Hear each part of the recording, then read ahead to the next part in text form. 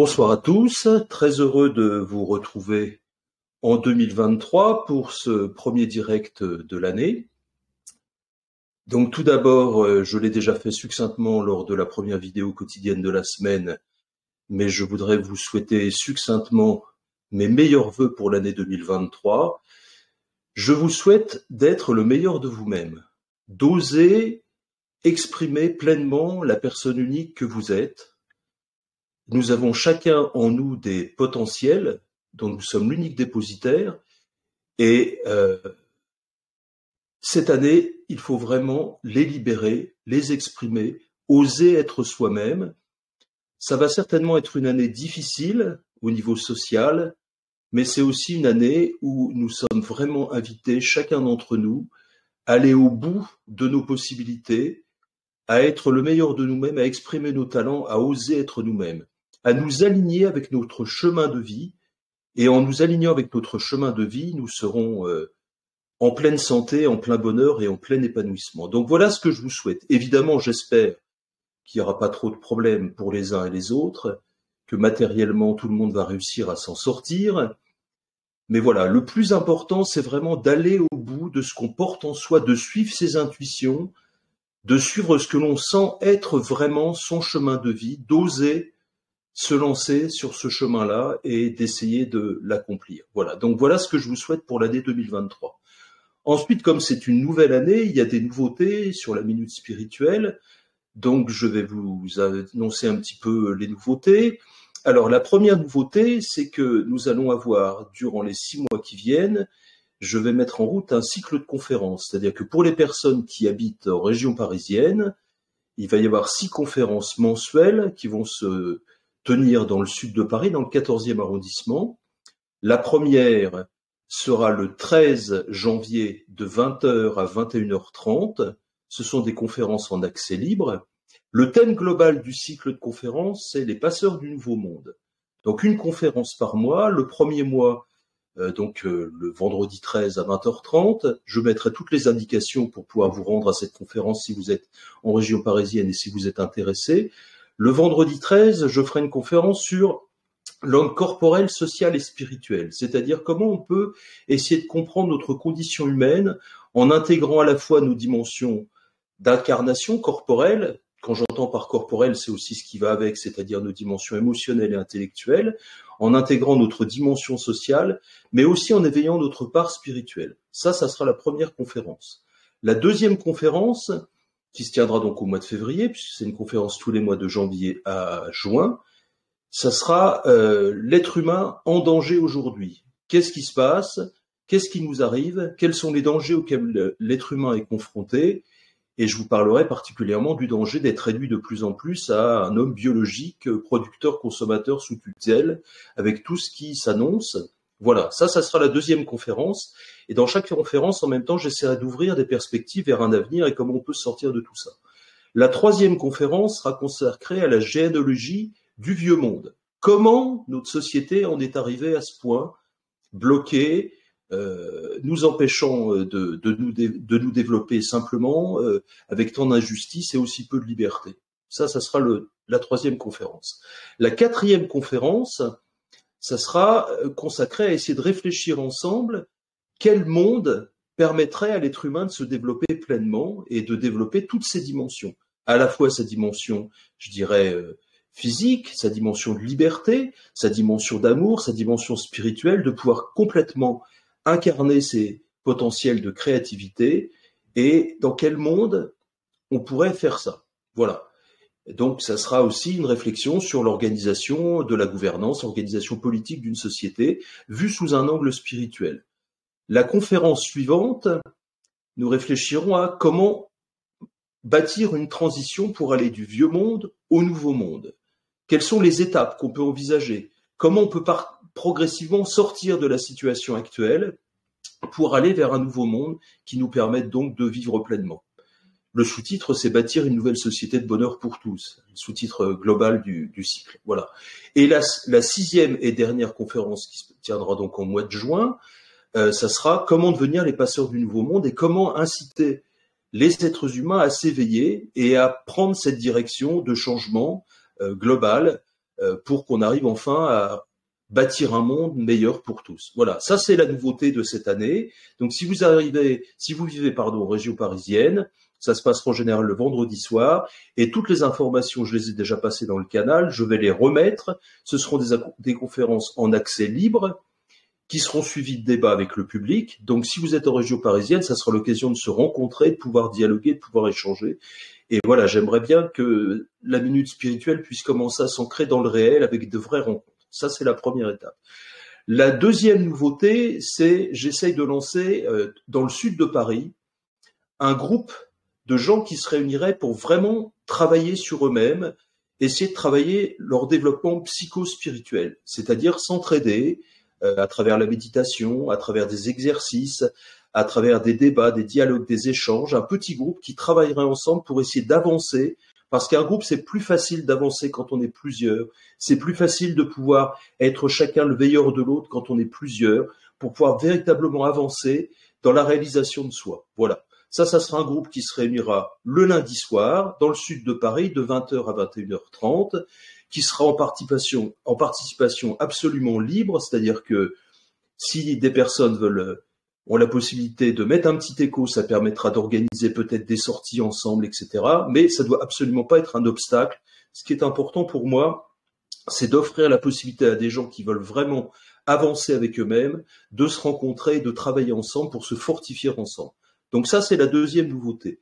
La troisième nouveauté, avec l'association I2FD, Institut francilien de formation et de développement, qui porte ce projet de la minute spirituelle et qui l'héberge, il y a un nouveau projet qui démarre, c'est une amie qui l'a mis en place, ça s'appelle les conversations gourmandes. L'idée, c'est de réunir dans un appartement, chez un particulier, une dizaine de personnes autour d'un repas à partir de produits naturels, et que ce soit aussi l'occasion de débattre sur un thème. Donc la première soirée, le premier dîner gourmand aura lieu le mercredi 25 janvier au sud de Paris, de 19h30 à environ 21h30, un peu plus si besoin est. Voilà. Et la thématique, ça sera autour du blanc, de la couleur blanche. Le blanc comme symbole de la renaissance, de la pureté, du renouveau, le blanc de l'hiver. Voilà. Donc ça, c'est la troisième nouveauté. Et j'animerai donc ce dîner en vous donnant des éclaircissements sur la symbolique du blanc dans la culture, la symbolique du blanc dans la spiritualité, le blanc aussi dans la santé, l'utilisation de la couleur blanche et toutes ces choses-là, voilà. Et ça se passera tous les mois, comme les conférences d'ailleurs. Voilà, ça c'est les nouveautés. Ensuite, ce que je voulais vous rappeler, c'est que la minute spirituelle, donc c'est une vidéo quotidienne, 6 jours par semaine, c'est un direct le premier mardi de chaque mois.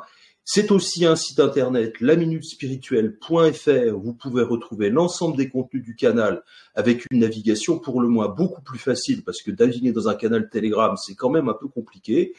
Et là, vous retrouvez donc l'ensemble des thématiques, vous pouvez commenter, vous pouvez faire des recherches à partir de mots-clés, etc. Donc voilà, c'est beaucoup plus facile de naviguer que sur le site Telegram.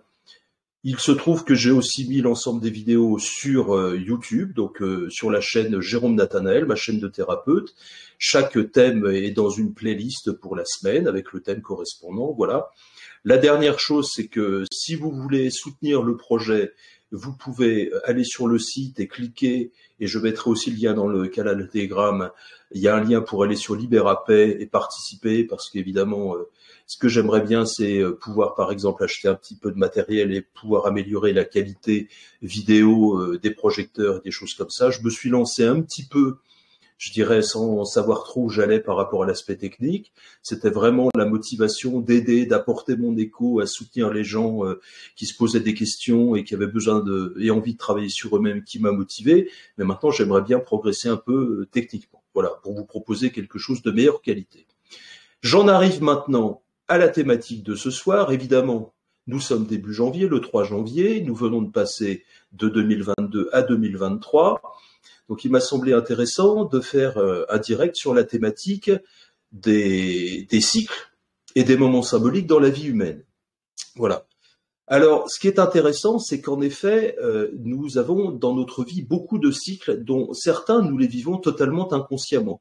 Pour plusieurs raisons. Déjà parce qu'avant, on vivait plus dans le monde rural, on était plus en relation avec la nature, les gens se levaient le matin avec le soleil pour aller dans les champs, et donc on avait un contact plus direct avec les cycles naturels, donc on en prenait plus facilement conscience.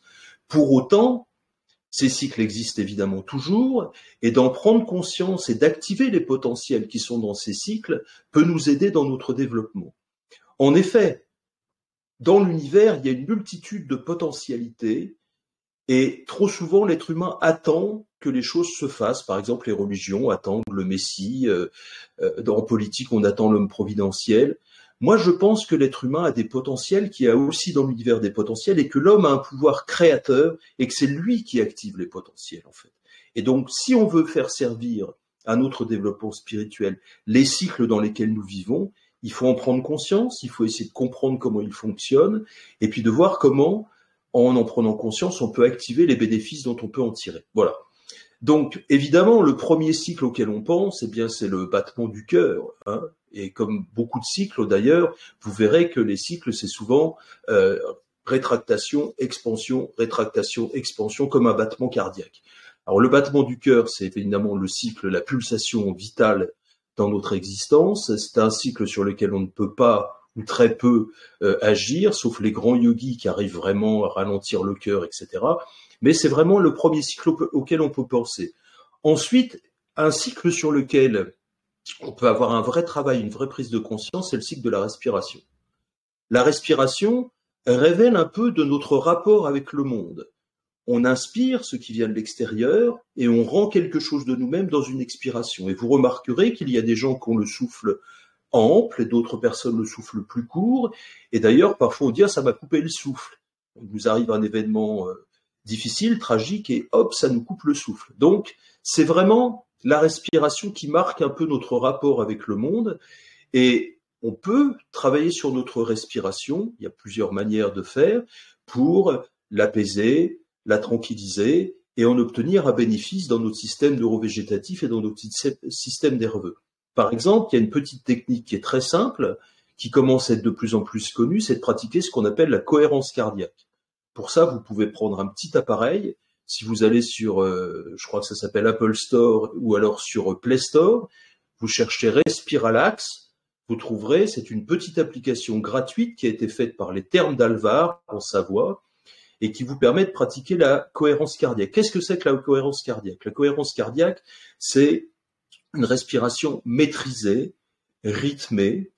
En général, on commence par exemple, 5 temps d'inspiration, 5 temps d'expiration pour avoir une respiration posée. Et les études scientifiques qui ont été faites ont montré que si on pratique 5 minutes de respiration, de cohérence cardiaque le matin, 5 minutes le midi, 5 minutes le soir, et que l'on fait ça pendant 8 semaines, on commence vraiment à en sentir des bénéfices au niveau nerveux, au niveau neurovégétatif. Une détente, une tranquillité peut s'installer plus facilement. C'est souvent quelque chose que je conseille aux personnes qui veulent se lancer dans la méditation et qui ont des problèmes avec la méditation parce qu'ils ont l'esprit très encombré, très agité. Et parfois, ça les angoisse plus que ça ne les détend de pratiquer la méditation. Donc la cohérence cardiaque, c'est intéressant pour ça.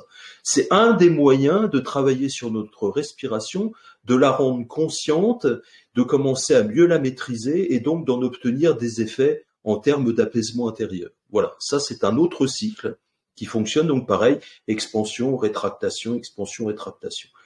Les cycles, ils fonctionnent très très souvent comme ça, ou alors, comme celui qu'on va voir maintenant, le jour et la nuit, passage d'un état à son état opposé. Voilà. Alors avant le jour du cycle et de la nuit, comme je le disais, quand on vivait plus dans la nature que maintenant, eh bien on le ressentait beaucoup plus qu'aujourd'hui. Aujourd'hui, on peut se lever pratiquement en pleine nuit en hiver pour aller travailler, rentrer, il fait déjà nuit, on est toute la journée dans un bureau et on se rend pas compte du passage du jour, du passage de la nuit. Mais en fait, le passage du jour et le passage de la nuit, c'est intéressant d'en prendre conscience. Alors comment on peut en prendre conscience et comment on peut faire servir à notre développement cette prise de conscience? Eh bien, par exemple, ce qui est très intéressant à faire, avant, quand on vivait dans la nature, on se levait avec le soleil. Le soleil, c'est le rayonnement, c'est notre rayonnement. D'ailleurs, au niveau astrologique, le soleil, c'est ce qui marque notre signe et notre manière de rayonner telle qu'elle est définie par un signe. Voilà. Et donc, on sentait le soleil qui se levait et l'énergie qui prenait la personne et qui la portait jusqu'à un moment du zénith, et puis après, petit à petit, la lumière commence à baisser jusqu'à la nuit. Ce que nous, on peut faire, c'est au moment où on se lève, de prendre un peu de temps pour sentir notre corps, faire le point où nous en sommes, et nous demander quelle personne on veut être aujourd'hui. Aujourd'hui, quelle personne je veux être, quel que soit ce qu'on va faire, dans quel état d'esprit je veux être, qu'est-ce que je décide d'être. Est-ce que j'accepte d'être déprimé ou est-ce que je décide d'être ouvert à la vie, de dire un grand oui à la vie, d'accepter tout ce qu'elle peut m'enseigner, d'accepter les expériences qu'elle me propose, et donc d'être dans cet état d'ouverture. Et donc, de s'aligner comme ça le matin avec soi-même, de sentir son corps, de sentir sa respiration, de voir où on en est au niveau émotionnel quand on se lève, de voir quelles sont les pensées qui nous viennent, d'apprendre à ce moment-là comment on rentre à nouveau dans le monde et de dire, voilà, comme si on se mettait devant sa glace et qu'on disait qui je veux être aujourd'hui. Et puis, d'essayer de s'y tenir durant la journée. Et le soir, quand on va se coucher, ce qui peut être très intéressant et nous aider vraiment à donner une densité à notre journée et à ce qu'elle nous apprenne de plus en plus de choses, c'est de prendre 5 ou 10 minutes pour retracer la journée dans l'autre sens et revenir au point de départ du matin pour récapituler tout ce qu'on a fait et essayer de voir par rapport à ce qu'on avait décidé de tenir bon durant la journée, comment on a réussi à le faire ou à quel moment on n'a pas réussi à le faire. Et comme ça, on apprend énormément de choses sur soi. Voilà. Ça, c'est une proposition par rapport au cycle du jour et de la nuit. Alors évidemment, ce qui est important, c'est d'essayer d'avoir un bon sommeil, parce que si on n'est pas bien dans son corps, c'est difficile d'être bien dans son esprit et bien dans son cœur. Voilà. Mais voilà un moment de rendre plus consciente notre journée, alors qu'on a souvent l'impression qu'on est attrapé derrière la pique. On nous tire et puis il faut aller bosser, et puis il faut aller dans le métro, et puis il faut courir. Là, c'est créer un moment de conscience qui va nous permettre d'être plus présents durant notre journée et à la fin de la journée, de faire un récapitulatif, un petit peu pour faire une sorte de bilan. Voilà. Ensuite, on peut parler du cycle de la semaine. Alors la semaine, il y a eu des époques où la semaine, elle durait 10 jours, il y a eu des civilisations où la semaine, elle durait 10 jours. Il se trouve que nous sommes dans un monde d'origine judéo-chrétienne et que dans la Bible, la semaine dure 7 jours. Donc du coup, très tôt, la semaine a été divisée en 6 jours de travail et 1 jour de repos, qui s'appelait le Shabbat, qui aujourd'hui s'appelle dimanche. Dimanche, ça vient de Dominus. Dominus, c'est le Seigneur, donc c'est le jour du Seigneur. Alors évidemment, selon qu'on est de tradition juive, de tradition chrétienne ou de tradition musulmane ou simplement, je dirais, un citoyen de bonne volonté, le jour du Seigneur n'est pas toujours le même. Voilà, le jour du Seigneur, le jour d'Allah, pour les musulmans c'est le vendredi, pour les juifs c'est Shabbat, ça va être le samedi, pour les chrétiens c'est dimanche, et dans le civil c'est dimanche. Bon, aujourd'hui on a 2 jours de congé, mais globalement la semaine se répartit toujours avec ce point de départ du lundi, par exemple, si on dit le jour du Seigneur c'est dimanche, ce point de départ du lundi, une expansion de notre activité, de notre travail, et puis hop, ça se résorbe dans un jour, donc le jour du Seigneur, le jour du repos. Et puis c'est intéressant, le jour du repos, pareil, de faire le bilan de sa semaine et de dire la semaine prochaine, voilà ce que je voudrais faire, et de se donner un objectif.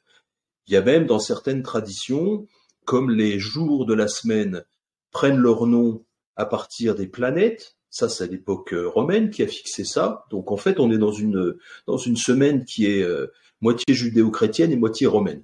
Le lundi c'est le jour de la lune ça représente toutes les émotions qui nous traversent au contact des autres, les besoins qu'on peut avoir. Donc, par exemple, on peut choisir de se faire un exercice le lundi, d'être particulièrement attentif à ce qu'on ressent et aussi à ce que peuvent ressentir les autres. Le mardi, c'est Mars. Mars, c'est l'énergie, c'est l'action. Alors, on peut dire le mardi, je vais être particulièrement attentif à comment je suis dans l'action, comment je marche, comment je me tiens, comment, voilà, etc. Le mercredi, c'est Mercure. Mercure, c'était le dieu des voyageurs, le dieu des commerçants, et puis c'est aussi le dieu de l'intelligence, de la pensée. Donc tiens, le mercredi, je vais faire attention à ma pensée. Comment je pense?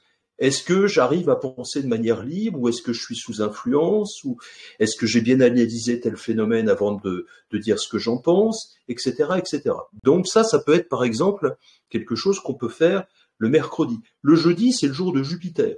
Jupiter, c'était le dieu des dieux. Donc c'est un peu le jour où on peut se poser la question, quels sont nos objectifs spirituels? Comment on peut s'élever en conscience, s'élever dans nos comportements, s'élever dans notre accomplissement psychospirituel. Le vendredi, c'est le jour de Vénus, c'est le jour de la beauté, c'est le jour de l'amour.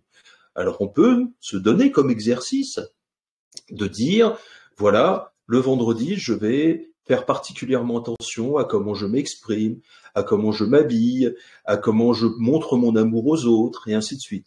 Le samedi, c'est le jour de Saturne. Saturne, c'est lui qui donne des limites et autres, donc ça peut être par exemple le jour où on réfléchit à comment on en est par rapport aux règles qu'on s'est données dans sa vie. Voilà. Ce sont des propositions, mais c'est une manière de donner du sens, un peu plus de sens à chaque jour, et au lieu de les laisser passer, d'être juste pris par le travail, de leur donner une profondeur spirituelle qui nous nourrit, qui nous permet d'apprendre des choses sur nous-mêmes et qui nous permet d'avancer. Ensuite, si on passe, par exemple, au cycle du mois. Alors le mois, en fait, le mois, c'est le temps que met la Lune pour faire le tour de la Terre. Et on voit dans les marées que la Lune a une énorme influence sur l'énergie, sur, on pourrait dire, les énergies dont on n'est pas conscient. La Lune, c'est, en astrologie, les besoins, les choses qui germinent à l'intérieur de nous, toutes ces choses-là. Donc, la Lune, pareil, il n'y a plus de Lune du tout, après il y a le premier quartier, puis ça arrive à la pleine Lune, donc c'est le moment où l'énergie lunaire elle est la plus forte, et puis ça redescend. Par exemple, certaines personnes constatent, avec le cycle de la Lune, qu'ils vont être plus tendus à la pleine Lune. Je me souviens, ma maman, elle me disait toujours, la pleine Lune, elle habitait à La Rochelle, elle me disait, la pleine Lune, il y a des marées, elles sont plus grandes, et je le ressens, c'est pénible pour moi. Et il y a d'autres gens à qui ça arrive. Donc, si par exemple, quelqu'un a des problèmes de cet ordre-là, des problèmes de nervosité, de tension intérieure, eh bien, ça peut être intéressant pour lui d'examiner où il en est dans les phases de la Lune, pour voir comment il se situe par rapport à ça. Et puis peut-être qu'il va constater en effet qu'il y a certains jours où il est plus tendu, ben il verra, ah oui, c'est peut-être pleine Lune. Et donc ce jour-là, faire un effort particulier pour rentrer un peu plus en soi-même, pour compenser cette énergie par autre chose. Là encore, c'est une manière peut-être de donner du sens, plus de sens au mois. Ensuite, si on arrive à l'année, alors l'année, c'est quelque chose d'extraordinaire parce que l'année, il y a des portes. J'ai parlé des moments symboliques. Donc l'année, non seulement c'est un cycle, mais il y a des portes très très astronomiques, fixées par l'astronomie, qui ont été fêtées pratiquement de tout temps dans toutes les traditions avec des sens différents, des manières de les vivre différentes, des manières de les fêter différentes. Mais il y a globalement 4 portes. Alors, quelles sont-elles? Il y a 2 portes qui sont les moments où le jour et la nuit ont la même durée. C'est l'équinoxe de printemps au mois de mars et l'équinoxe d'automne au mois de septembre. Donc là, c'est 2 moments d'équilibre. Mais ils sont précédés l'un par le solstice d'hiver. Le solstice d'hiver, c'est quoi? C'est le moment où la lumière, elle est vaincue. Elle est la plus faible. La nuit est la plus longue. Mais après, la lumière va commencer à remonter, la chaleur va commencer progressivement à revenir, et c'est la période de l'hiver où on est en général plus rentré à l'intérieur de soi, plus avec les amis, plus avec la famille, plus avec la réflexion, et progressivement, on va préparer quelque chose qui va sortir au printemps, juste au moment où ça s'équilibre, où l'énergie de la lumière et l'énergie de la nuit s'équilibrent, et là, hop, les plantes, elles sortent, parce qu'il y a assez de chaleur. Eh bien, nous aussi, peut-être quelque chose de cet ordre-là, on peut le ressentir, on peut le vivre, comme nos ancêtres, quand ils vivaient plus dans la nature, le vivaient avec ça, vivaient vraiment avec ces moments-là. Ensuite, après l'équinoxe de printemps, eh bien, la lumière continue à gagner sur la nuit, jusqu'au solstice d'été, qui est le moment où la lumière est la plus forte, le jour le plus long et la nuit la plus courte. Et c'est le moment des récoltes. Ça commence au printemps, c'est le moment des récoltes, c'est le moment de l'extériorité, où on est beaucoup plus dehors que dedans. Et ensuite, le phénomène va s'inverser, puisqu'à partir du solstice d'été, le jour va recommencer tranquillement à diminuer, et on va arriver aux récoltes d'automne, qui sont les dernières récoltes. J'ai toujours été frappé par le fait que c'est là qu'on récolte le raisin qui va faire le vin qui réjouit le cœur de l'homme, alors qu'on s'approche de l'hiver, on récolte de quoi se réjouir. C'est quand même intéressant de constater ça.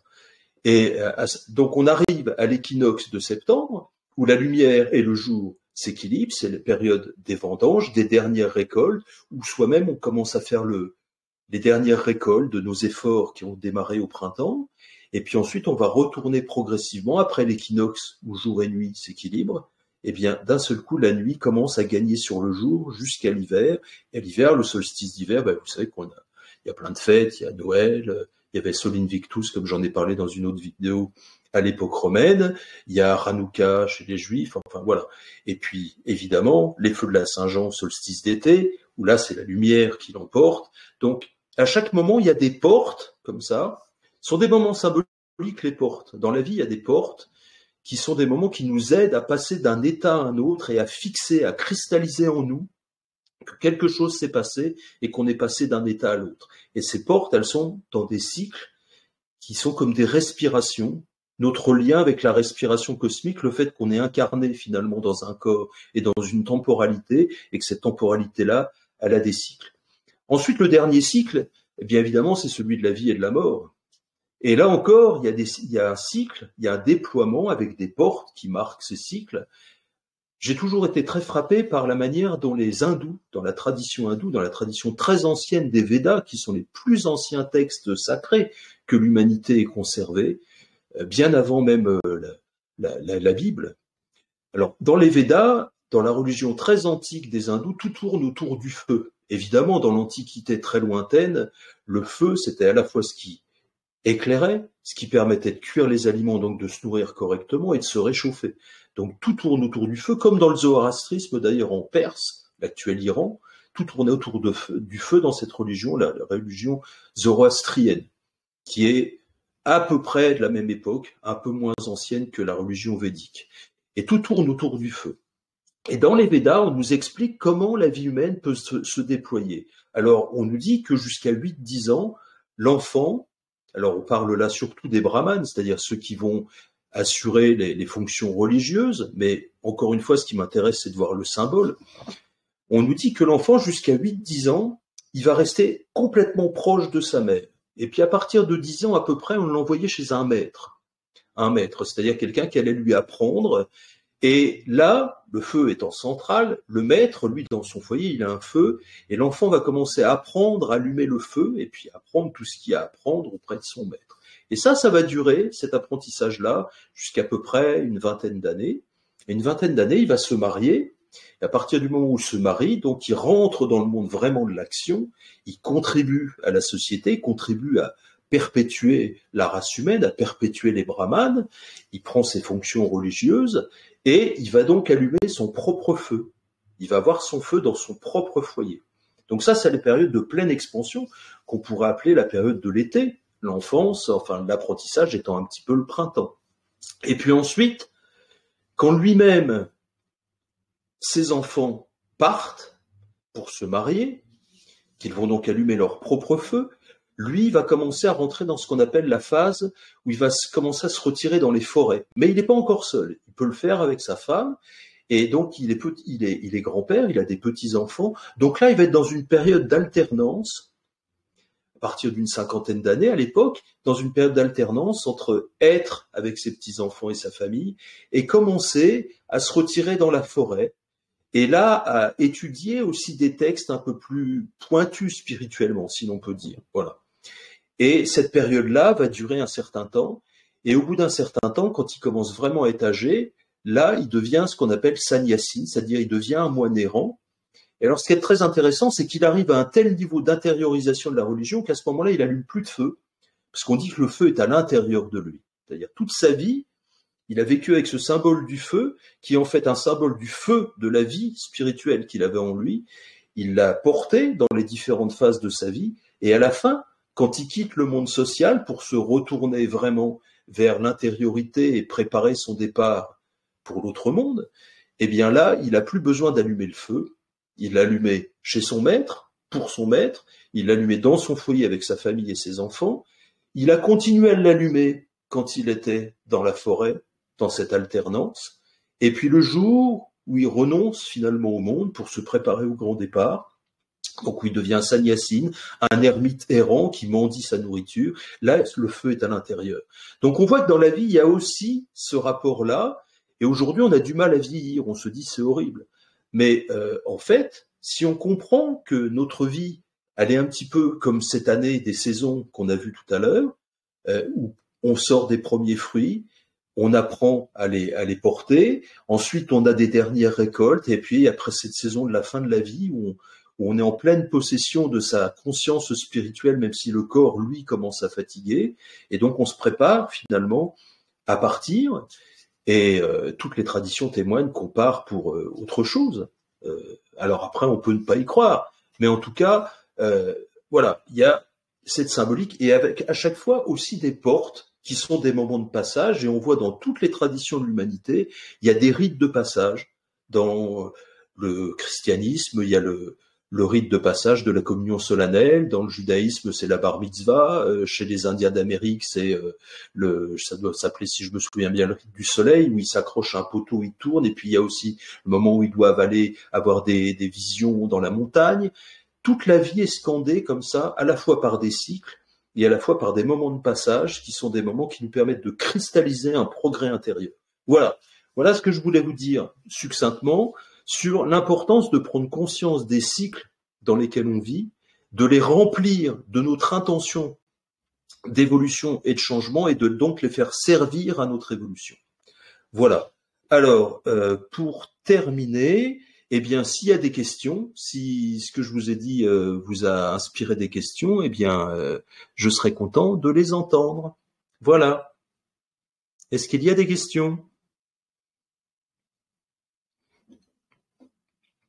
Non, apparemment, il n'y a pas de questions. Bon, ben c'est très bien. Donc, je vous souhaite à tous une bonne continuation. On se retrouve évidemment tous les jours pour la vidéo quotidienne de la Minute Spirituelle, et puis pour le prochain direct le mois prochain. Et si vous êtes intéressé donc pour qu'on se rencontre et que vous êtes en région parisienne, pour les différents projets dont je vous ai parlé et dont je vais vous donner toutes les indications concrètes dans le canal et sur le site internet. Voilà, à très bientôt.